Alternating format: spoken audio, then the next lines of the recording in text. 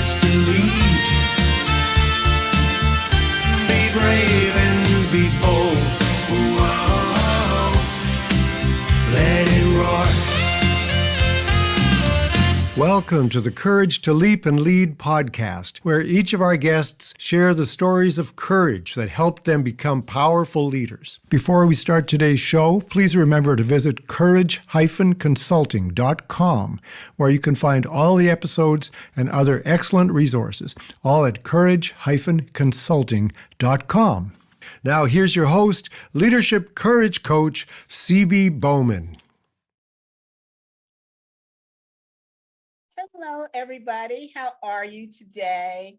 You know, I miss you. And this is my second recording today. I just did an interview with Sally Hegerson, who is the author of Women Rise and Rising Together. And she is a powerhouse. So if you missed it, it's on your favorite podcast. This is CB. How are you today? Well, we have another, of course, I always bring in amazing people. I don't know how I do it. Well, today we have Dr. Bob. That's what he's known as, Dr. Bob. And Dr. Bob has some really fun stories to tell us about how he turned failure into success. And let me tell you, this guy is successful. I had a time and a half to try to get him on my show. I mean, really? Thought I was trying to book Donald Trump. It was really amazing. But he should be available now. Dr. Bob has a heart of gold, and he stepped in and he said, of course, CB. And you know, that's my favorite kind of people, who just want to hang out with us normal people. So, Dr. Bob, welcome. Welcome. Feelings mutual. Thank you. Good to be with you and good to be on your program. Thank you. Hey, Dr. Bob, you are known for helping organizations increase productivity through their employees in a way that really works for the employee and the organization. I know that you did some work for WD-40, who we both know. And you made huge difference. Now, I want to know about that, and I want to know about you personally. How did you get to be so smart? And how did you get to be an expert in these things? And how did you get to be in demand? I want to know it all. So let's start from the beginning. Tell us about you as a kid. Okay, well, it goes back a bit. Loving parents, moved around a lot. My father was in the military. We moved every 3 or 4 years, which really felt like a blessing because it got me, I'm an introvert at heart. It got me out of my shell. So we'd move to a new neighborhood in a new state. And first thing I'd do, I'd go knock on doors in the neighborhood. Do you have any kids my age? It could be a long summer if I don't have someone to play with, And so I got over being shy and made things happen. So that's kind of served me my whole life to not be afraid to take a risk. Well, that's not an introverted move at all, Dr. Bob. No, I make my living speaking, and speaking, you wouldn't think an introvert is, people can't believe I'm an introvert, but I'm a writer. Writing is a lot of internal thought work, and I'm very reflective, and that's the exact opposite of being out there in front of a group. And but to learn skill, and you can learn any skill that can help you be, I remember I debated on the debate team in high school, and the first debate I did, I threw up afterwards. I was so nervous, but you stick with anything, you get better at it. And Dr. Bob, we've got a lot in common. As you can see, I'm a military brat. Is that Army? That's Army, yeah, for okay. Sure. Air Force for us, but thank you for your service. It was my parents. My dad was a lieutenant colonel, And So is mine. wow, he's laid to rest at Arlington National with my mom. We didn't travel around, but after I grew up, I traveled a lot to make up for it. And So did he work at the Pentagon? hmm? Did he work at the Pentagon? No, he Okay. was of the career era. Yeah. So Okay. yeah. And I am also an introvert, very high on the score of being introverted. And so, and I have my first book coming out. Oh, congratulations. Thank you, May, June. And yeah, it's a heavy lift. A lot of work, isn't it? But It's a lot of work. it's incredible. I mean, people just, and I've tried to write books before. Fortunately, I was introduced to a publisher that made it happen for me. And because he had a specific methodology that you use.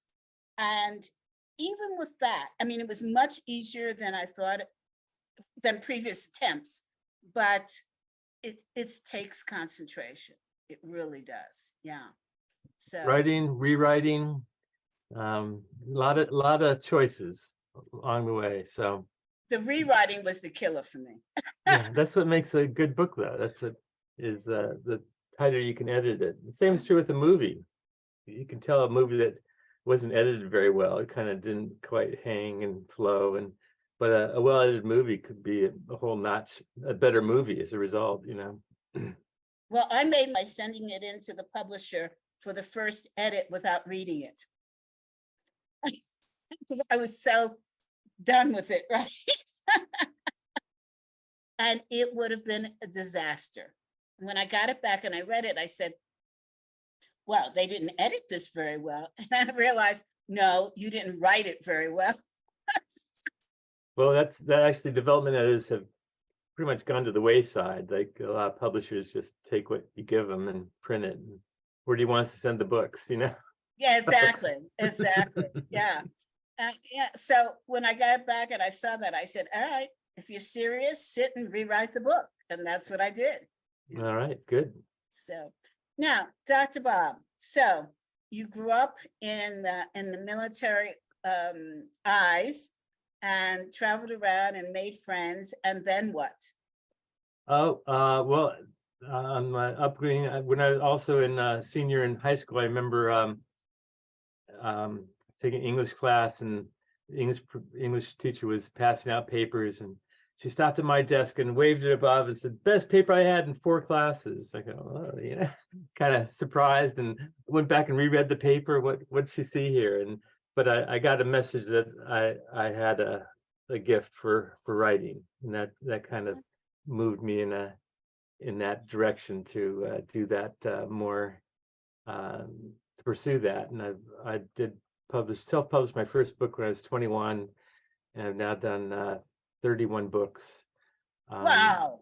And 32nd is one I'm doing about lessons from Steve Jobs. That's kind of fun, exciting, and then I've done about probably 1,000 articles and columns and things like that. So writing, you know, has been a good friend of mine. And Well, okay, let's start here.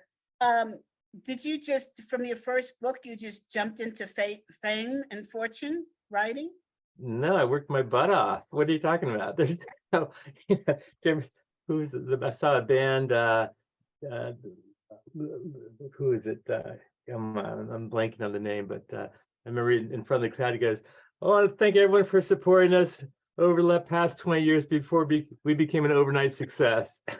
And that's kind of how I feel like so the first book I self-published, and then I did all the marketing. I went around to bookstores, and I learned a whole lot, and experimented a lot with different types of marketing, and then have done books with different publishers. And it was my 12th book that really took off. So my 11th book was a professional book done by Scott Forsman in Chicago, great little publisher, business publisher, and the total sales was 3,500 copies. And I said, well, this is a good book. This is helpful. I think it's still relevant now. You can develop people by how you delegate, and Yes.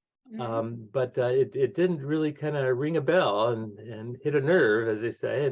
And so I said, what's wrong with this picture? And I decided, well, what part of the problem was is you go to a business publisher, they from the get-go feel they're not going to sell many copies, so let's put a boring cover on it, because no one's going to buy it anyway, and that's not wasting any time trying to tell anyone to buy it because they're not going to buy it, and then it becomes a self-fulfilling prophecy, and no one bought it. So on my 12th book, which I had an idea for at a graduate school class where we're talking about reward systems, control systems class, and positive reinforcement, informal reward systems. And I remember my professor saying, I credited him in the book, he said, with as proven as these concepts are, there really hasn't been much application in business. And I said, no, I'm going to do something about that. And I got home, hour and a half away. I got home late at night, and I typed out a letter before the internet to a publisher in New York City that I felt was a strong marketing publisher, Workman Publishing, not a business publisher, a market. They did trade books, and they're very, very high quality. You can pick a Workman book off the shelf from 20 feet. Great design, and I sent this letter off to the president of this publisher and spent 2 weeks trying to get him on the phone. And finally, I heard his assistant say, "Would you talk to this guy? He keeps calling." And I hear all of a sudden, "What do you want?" And it's Peter Workman, the president. I go, "Mr. Workman, my name's Bob Nelson. I sent you a letter about a book." And he cut me off. He goes, "You sent us a letter? We're not going to respond to a letter. If there's a book you want to do, you've got to send us a proposal. In the proposal, you got to say why this has got to be one of the books that comes out this year. That year, there were 70,000 books printed, published that year. And why your book has got to be one of those, and why we're the only publisher that could possibly get it right." And as he's hanging up, he goes, "By the way, we get 10,000 proposals a year. We publish 24 books. Click." And so I guess I could have been discouraged by that. Definitely. And I wasn't. I said, "Game on, time to do a proposal." And I went and did a proposal, and I got an agent, and next time I talked to Peter Workman, I was sitting across from him in his office in New York City, and my agent, because there's a process for a proposal, and I've got a great one page description if anyone wants it. Yes. But my agent said, "Well, it'd be really good if you laid out a few pages." I go, "Oh, I really made it clear what the book's about." I go, "Well, just to help us visualize it." So I laid out a few pages, and then she said, "Well, this is great. Can you do a few more?" I go, "Come on, how much?" It's obvious. She said, "Bob, just imagine, think of it this way: more laid out pages, better advance I can get." Okay, so laid out some more pages, and sure enough, I'm from Peter Workman, and he opens it to those pages, the layout of the book, and he says, "This could work." This guy's a very visual guy. Every book he's done, he personally has seen and feels, and so this could work. Now he knows the project. He sees the project is good. He doesn't know anything about me. So tell me about yourself, Bob. And I didn't have my PhD yet, and I was an administrator for a training company, Ken Blanchard companies, in Escondido, California. And I said, "But that's not what I really want to do." And he goes, "Oh, what do you really want to do?" And I said, "Be a best-selling author." And I could just see a little twinkle in his eye, and done deal. And they that was in 1994. The book is now in its 64th printing, has sold 2 million copies.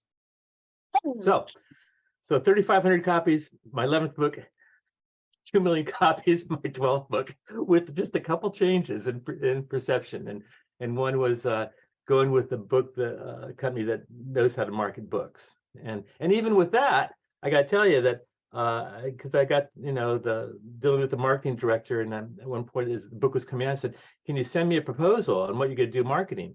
And she kind of laughed and said, well, we don't really do, marketing plans per each book. But I said, well, I've got a few ideas. You mind if I send them to you? Oh, that would be cute. Go ahead. And so I sent her a 60-page document, single spaced, with a one-line cover sheet that said, this is what I'm going to do to promote this book. What are you going to do to meet me halfway? And I heard, yes, Dr. Bob. a couple years later, I remember talking to them, and they said, they all looked at each other. They said, what have we unleashed? and they sent me to 27 cities at a time when publishers didn't really do that anymore. It's very rare to do, because that costs money, and not just, the travel and stuff, but you got to hire a PR person to set that all up. And then in each market you go to, you got to have a media escort knows where they're going to get you there on time. And so it's a time and expense thing. And they sent me to 27 cities. And when I was done, I wanted to keep doing it.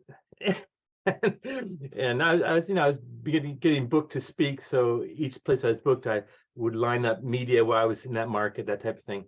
And and I remember that kind of rubbed them, because they have other books, other authors, and my agent called Peter Workman, said, he said, Bob wants us to keep doing this. We got all these other books coming out, and other authors, and they deserve their turn too.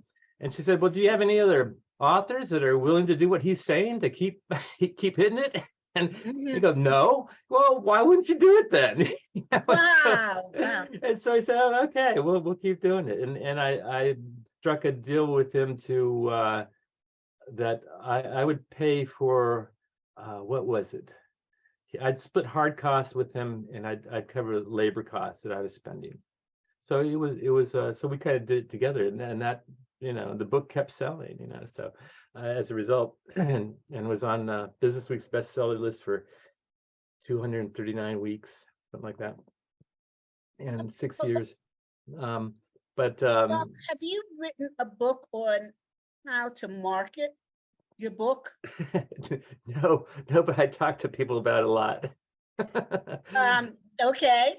Actually, I got in with all due respect, this was before the internet, is before social media, so it was I did thousands of interviews and crisscrossed the country, and so just every I'm trying to look for how to make the connection. So every time I'd come back from a city, say St. Louis, for example, I hired someone in their home to I did a postcard of the book, and I'd say, here's the book. It's currently in its 7th printing. It's sold this many copies, and here's what I'm doing nationally to promote the book. And then here's what I just did in your market, St. Louis, and I'd list 5 or 6 things, and I'd have her send a postcard to every bookstore in town after I left. And so I did that for a couple of years, so, and so if they hadn't ordered the book, they would when they got that, well, stuff's happening in our market, people are going to know about it, we need to have it, maybe we'll put it on display, that type of thing. And so that was one thing to help move books.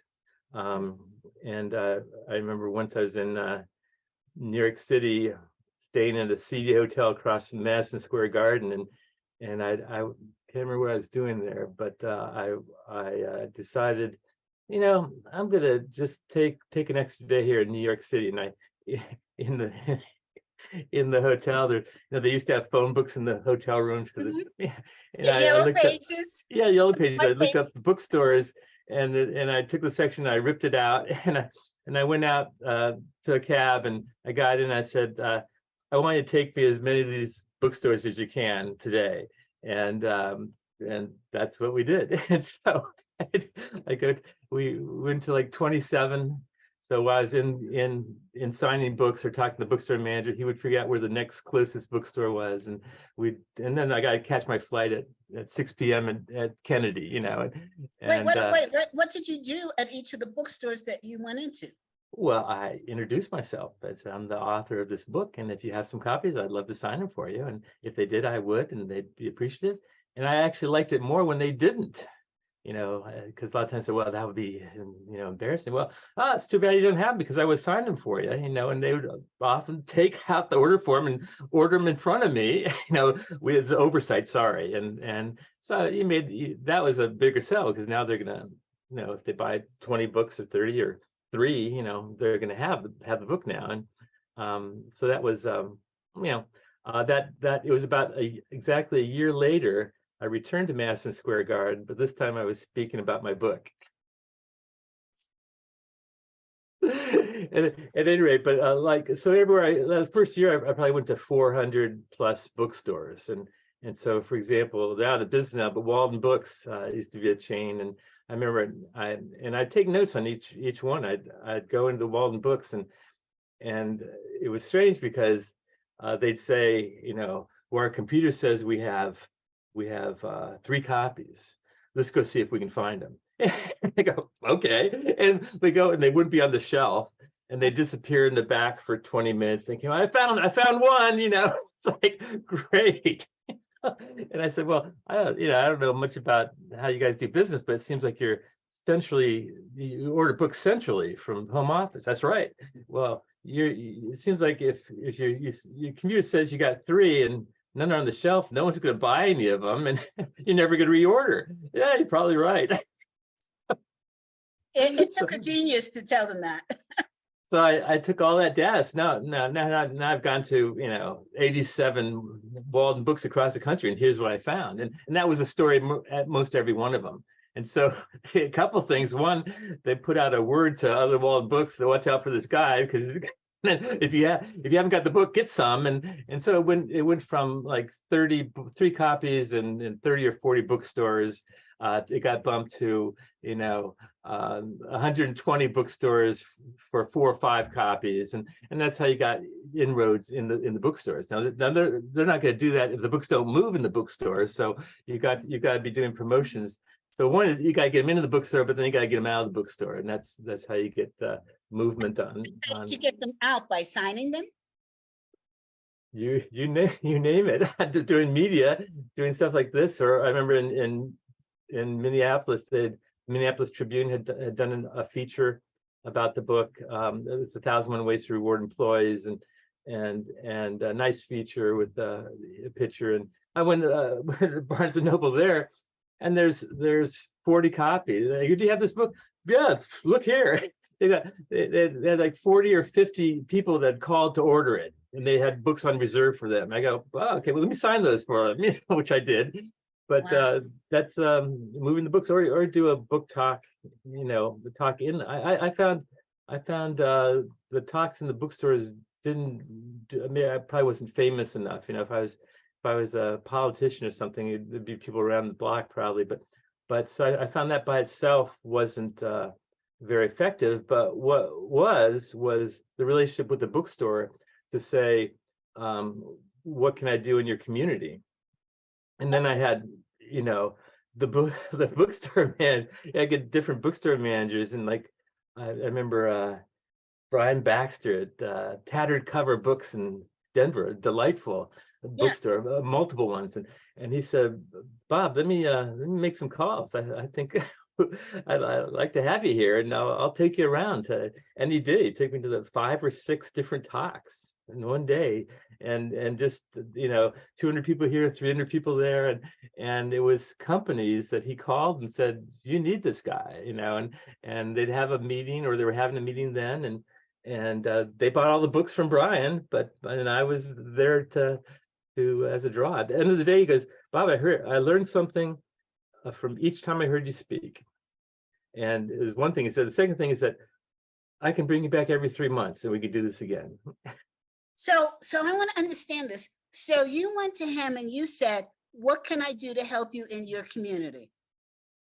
I went to him and I said, well, my book was moving for him, and I did do a signing. I did do an event in their bookstore, and so we had 30 people for that, and I set up with a local I know it was a lunch and learn, so we got box lunches, for the local local restaurant, and so they liked that, and the book was doing well for them. So Brian was very big on saying every books address a need. If you find the people that have the need, then you've got the book that could help them, then connect them with the author. And so he just believed that on 85% of employees today and then as well feel overworked and underappreciated. So recognizing them is very important. And although it's a very proven concept, most companies, most managers don't make that good a use of it. They're too busy, they're whatever. And so he believed in the concept, and he heard me speak. He believed in my message, and he knew his community. And I mean, they could look at just who the corporate buyers were. So you'd start with there and say, hey, I got a great author that I think would be perfect for next event you have, or or even pulling your people together because he's going to be in town. So now there's a lot of bookstores that wouldn't do that, and like a lot of bookstores will have someone set up to get authors in the store. And they don't care what authors, they just want bodies, and I mean, that's the flip side of it. So I could tell you the fun glory side, but each thing there's a flip side. I remember flying once at my own expense to Cleveland, Ohio, and driving out to the suburbs to a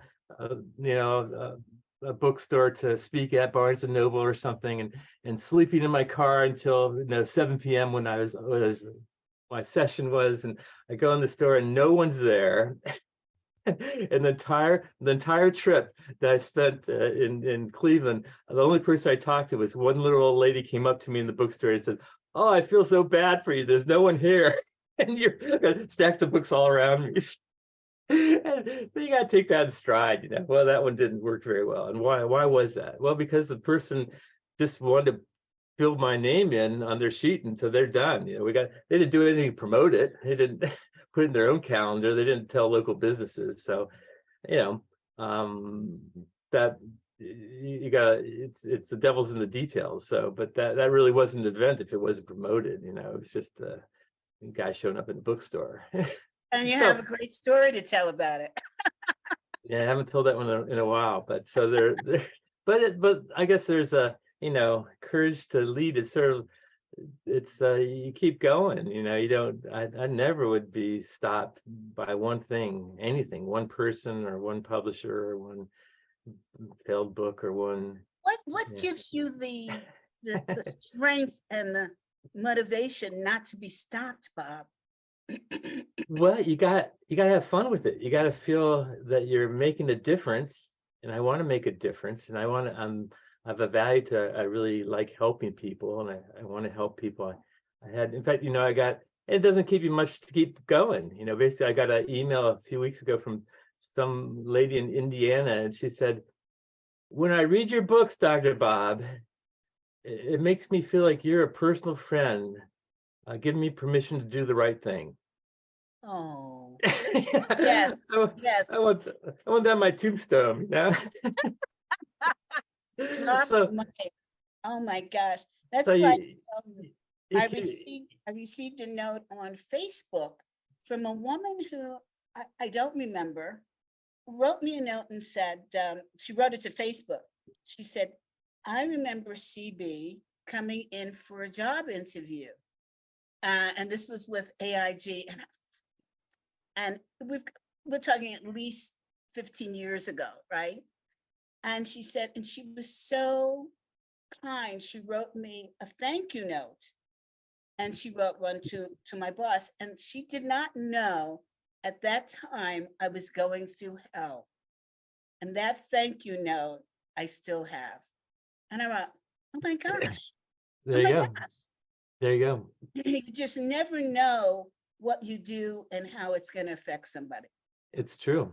And so you got to keep trying. And I've talked to a lot of people that were shut down by one thing. They had a draft of a book and they forgot it in a hotel room, and now it's gone. It's like, well, is that it? You can get to rewrite it real quick because it's probably you can still capture what you had, or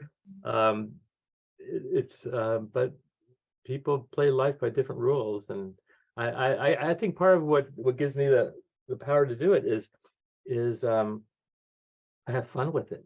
I really enjoy it. I enjoy talking to you now. I enjoy selling books. I enjoy speaking. So it's that in itself does it for me. I enjoy it. It's fun. It's energizing. I know I help people. I can get it from their comments. Last presentation I did last week in Nashville, we had to, okay, the session's over, we got people. So any questions, like 40 hands go up. It's like, oh, okay, here we go. And we're past time. No one's leaving. We're having a great conversation, and so that's fun, and it's about, I'm dealing with people about real problems that they have, how to get a motivated workforce, and how to do that. With that session was on the millennials and Gen Z. How do we get them in the game? And well, what are you doing now? How's that working? And I didn't think so. And you might try this. Talk to them. Dr. Bob, we skipped over something. You went from writing books in general to focusing in on, you heard a situation, you said, that's a great idea, I'll write a book about it. Yeah, well, that's amazing. Not very many people can do that. And now you have a focus area of helping employees and employers develop a better relationship. How did you get from A to Z? Well, I think all my books are out of that cut of the cloth. Is how can I improve the relationship? How can I help people be more productive? How can I help companies be more motivating places to work? So all of my books have that anchor in there, that they're all research based.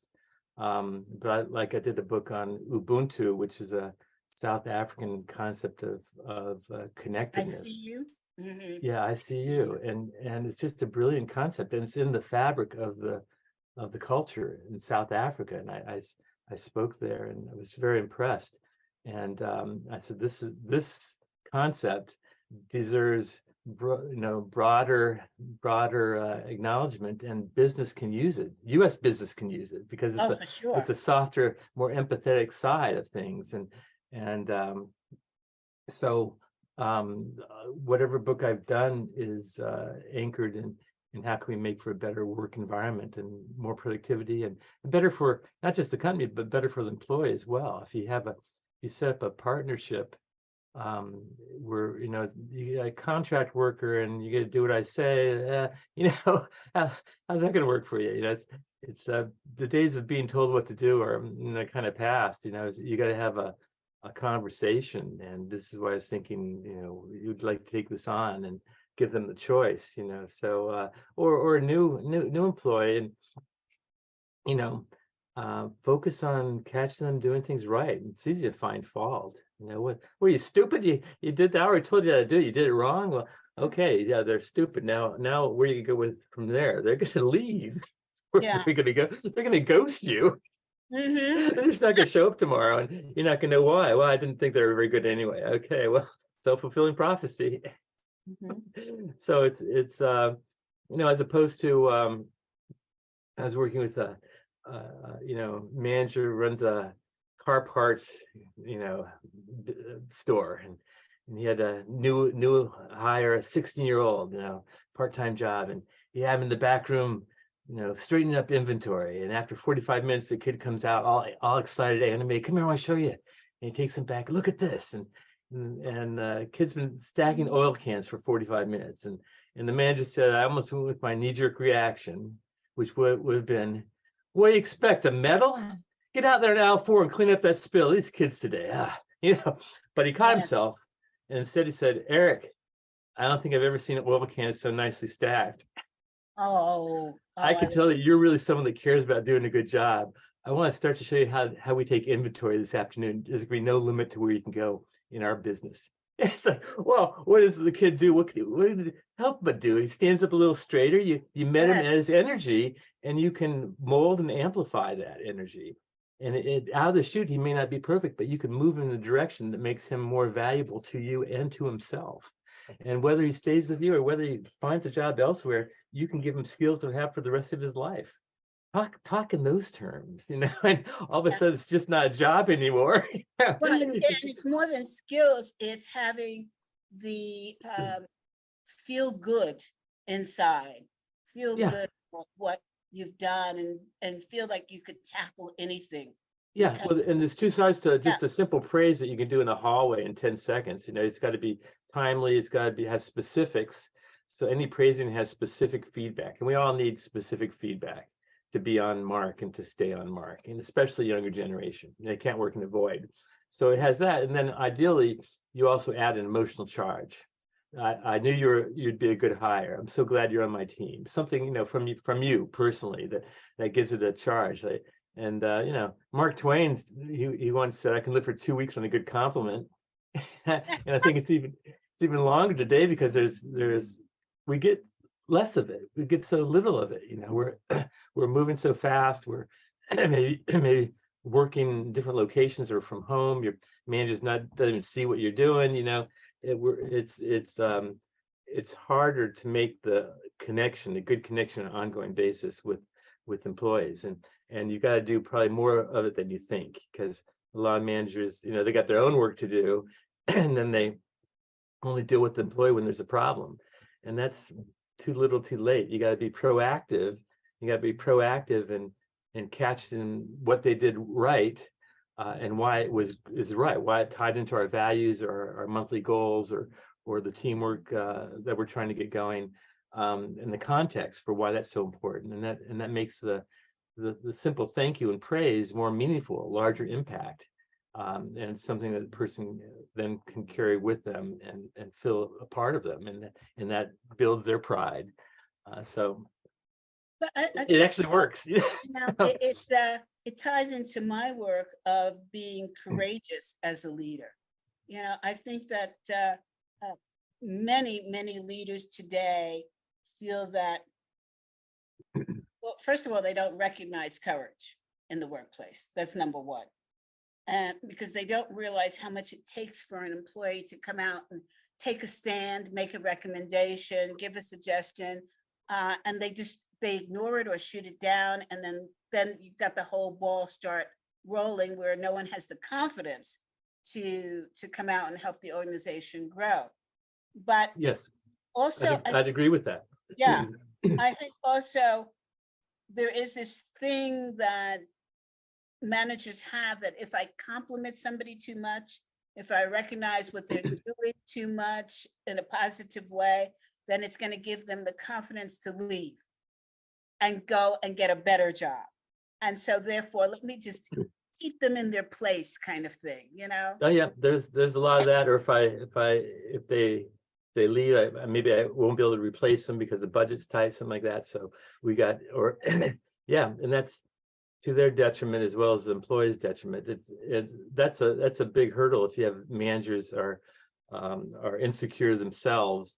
And my wife's a great manager. She has 12 guys in a recent job. She had 12 guys reporting to her, and in just one fall a couple of years ago, she had 4 of them get promoted, and she saw that as a victory for her. That she helped develop them, that they could take on other roles, and she encouraged them the whole way. And she constantly talked to them about what they want to do next, and let's go try in that department. I know the manager. Let me call them and see if they, and if it works out, you can stay there. It's like, yeah. That takes a lot. It does. A lot of managers wouldn't do that because then I got more work to find someone new, and then I got to train them, and I'm gonna have more work in the meantime, and and a lot of like you're talking about the importance of courage, to speak up when the norms are against it. There's a lot to keep you in your place, and I remember listening to Robert Reich.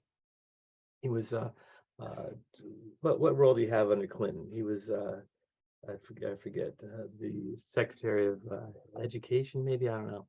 but he was Robert or Treasury, but he now he teaches at Berkeley, and I remember him speaking that he wanted and needed critique, all the time, and once and whenever he'd do something, the people around him, they would always compliment him, like, okay, but how could I be better? And you remember coming off of a speech or an interview or something, and being in an elevator and asking, well, what'd you think? And the person that was his handler said, oh, I thought you was great job. And a voice in the elevator at the back said, you pause too much. And you, what? This is a sub-employee, that she said, I just felt that you took too many pauses, that lost your momentum, something like that. And Right. he said that woman went on to be one of his closest advisors, because she would give him feedback that he needed to get better. And although the person that first complimented, she worked for that person, and she was all mad at her, it's going to fire and stuff, no, she ended up being, so there she took a shot there, and she gave honest feedback. And Well, this I find here in the United States, most people don't know how to give feedback. It's true. Let's start from the get-go, right? Yeah, or how to do appraising. And you mentioned the word compliment. I never use the word compliment when I talk about recognition, praise. Compliment, oh, that's a nice outfit. I like your glasses, CB. That's really, it's a no. That's recognition is around performance first and foremost. So if you start doing other stuff, it confuses people, because now you think you're giving a lot of recognition, and you're doing meaningless flattery. That's not helping the person. It might even, so it starts with you got to be directive around performance that matters. It's what they did, what you saw, what you heard, what you read in a report, what you got from the client. When you have something positive, you want to grab that. And when you see something, say something, do something. It says that you saw it, you noticed. Make a note on the note you got, or pass it on to your boss, or whatever it might be. Bring it up at the staff meeting. In fact, when I worked with the Bank of America on this topic, they had 210,000 employees, and I convinced them that recognition was too important to leave to the whims of when the manager felt like doing it. And so they actually instituted a new policy that said, whenever you meet with a group, whether it's 300 or 3 people, we're asking you as a policy of the bank to start with some type of recognition. Here's the latest numbers from the bank. Here's how our department's doing. John just finished a degree. Let's give him a hand, and then go on to your business, or start with some type of recognition, and then pause and say, does anyone else have any recognition they want to call out here in our group hour? And first time you do that, maybe no one will, but next time, yeah, I've got something. Sally got a call bounced to her. It was my client, and they'd been passed on 3 or 4 times, and Sally took the time to actually help them and covered me. Sally, thank you so much, and have it be a couple minutes of a forum on pause, because that's going to lift the whole group. It's going to make the group a tighter working group. It's going to make everyone's day a little bit lighter, a little bit more positive, and you got to work that into the daily repertoire, if you will. Now I know why I like Bank of America, right? It's because it's my bank, but I interviewed Sandra, who was in the DEI space there. And their approach to employees is very different than most organizations. And now I know their secret sauce, they bring in people like you. Well, I'm sure other people helped. One of the things that they do is, when an employee reaches a certain level and there is no place for them to go in the organization, they let that person go outside and work for a different company while still being on their payroll. I think they're still on their payroll, but they go in and they bring in their expertise to other organizations that are struggling, like in the non-for-profit space. Yeah. And that is just a brilliant idea on all parties, all around. Yes, I you think have there's one national charity that helps set that up and encourages that. So they basically the money they keep paying their salary, but that becomes a donation, if yeah. you will. I mean, that takes a lot of courage for an organization to do that. They don't know if they're going to lose their star employee. They just, they don't know how they're going If to. you love them, set them free. So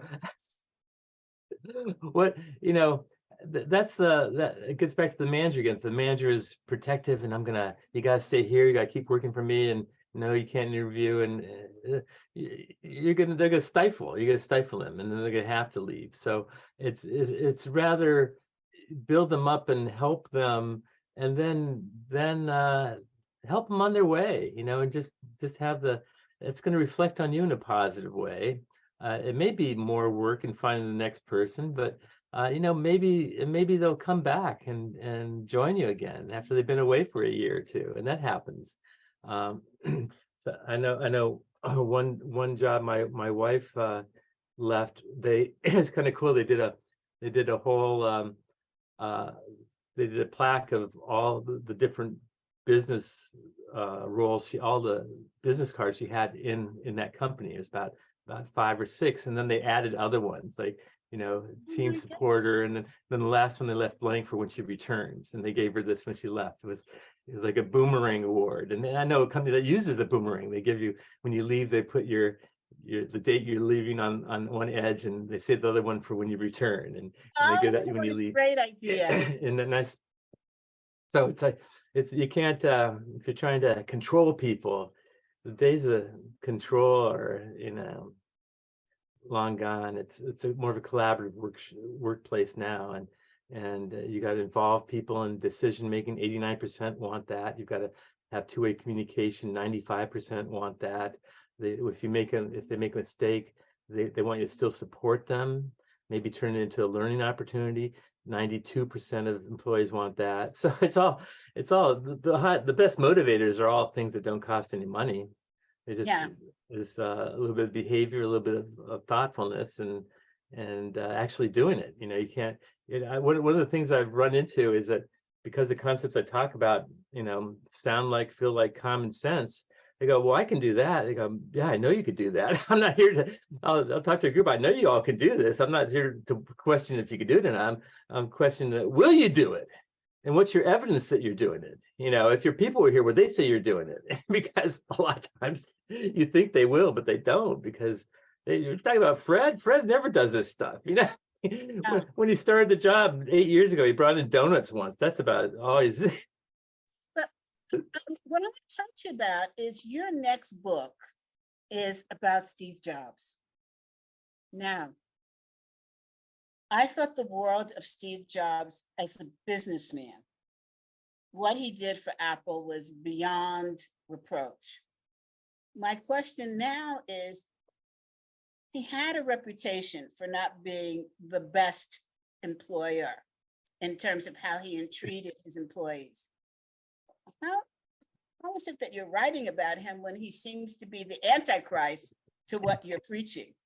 Well, he's gotten a bad rap, and a couple of movies about him, his biography. I'm working with people that maybe were closer to him that said, I mean, even Mark Benikoff, head of Salesforce, who was an intern for Jobs, and he said, no one gets it right. He was very spiritual, actually. He spent 7 months in India, and he came back with a very different view of life from that, and the importance of intuition over intellect, by the way. And so he was very driven, and that's maybe gave him some of the rough edge that people saw, because he had a very clear vision. He wanted to make a dent in the world, and very clear, wanted to move this direction. And if there was somebody that was on the team and kept bucking the idea, that disagreed with it, eventually he'd say, "You out," and he would do that in meetings. That sounds very cold and heartless, but and maybe the person had been with him for 9 years or something, but when he saw that you didn't see or agree with the vision that he was driving, there's no room for you on the team anymore. So But that's real. I feel, isn't that contrary to what you are doing and talking about? I mean, you allow room for people to be heard. And it sounds like yes. I'm not condoning that. Maybe there's a better way he could have handled it, but he had that. And I've talked to Apple employees that I talked to a guy that he said, I had this project and it was Steve, I had to give Steve Jobs an update on it. I went in and he spent the entire meeting just shredding everything I had done. And I left it all kind of beaten down, but I was motivated to come back harder and get it right. And when Steve Jobs died, he left the company. He said it wasn't the same. It wasn't the passion-driven place to be that was before. To be in the light of greatness, and it wasn't inspiring to him anymore. So that kind of that tough edge. I find that whether it's some of the people that can be most motivational are the people that I can remember professors that were really hard to get an A with, and a lot of work and extra work, and man, but if you're able to get it, I remember my daughter, the only B she got at Cornell was in organic chemistry, and she just felt prouder of that than anything because it was such a damn hard class. Yes, yeah.